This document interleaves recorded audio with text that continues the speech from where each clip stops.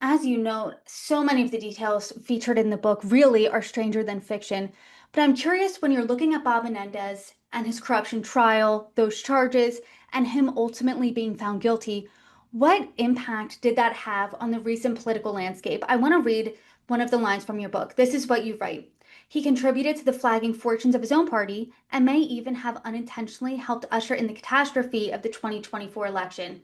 He was also such a well connected Democrat. You write about his really close relationship with Hillary Clinton and other high profile Democrats. I mean, what was that impact both on the 2024 election and the Democratic Party at large? I think he certainly contributed to the debacle of the 2024 election for the Democrats. I mean, here was a man who was indicted on, again, go back to the gold bars. Everybody saw that, when the indictment came out, and then you had the trial, and the the jury was given the bars to hold. And here is this guy who's still in the Senate, who's still going to all of these high level meetings. Chuck Schumer just doesn't do anything with him because why? Because he needs his vote. I mean, because of the way, the balance of power in the Senate. So I think to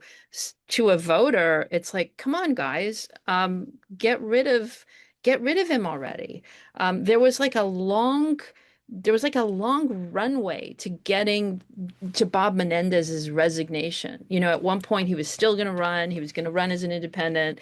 It's like, get over yourselves. Like, this guy shouldn't be anywhere near the Senate.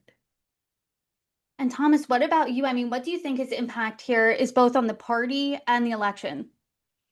Yeah, I think from the inside, he was like a parasite to the party, and he was using the party's stature in our nation's politics and the party's foundation and its power in order to help him try to convince a jury that he was innocent of crimes that he committed. Good Because at point. the end of the day, if the Senate had if Schumer and the senators in the Senate had kicked him out, then he would have looked to a potential jury as, yeah, that guy is guilty.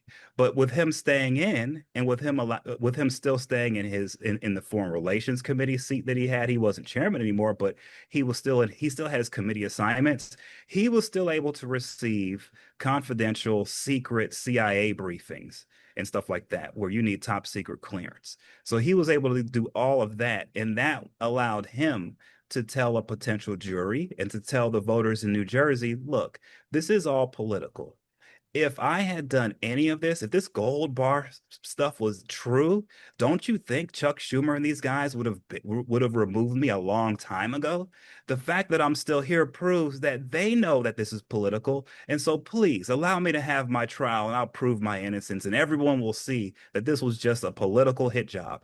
That's what he was doing, and by doing that, he held the entire party down during one basically this election in 2024 was one of the biggest elections in all of our lifetimes, right? So, in one of the biggest elections in the history of all of us who are alive right now, he was pinning the Democrats down with his corruption and forcing them to hang on to him through the entire political season just because he needed to prove to a jury that he was innocent and he so that he could get off and get away with the corruption that he committed. So he literally sacrificed his entire party.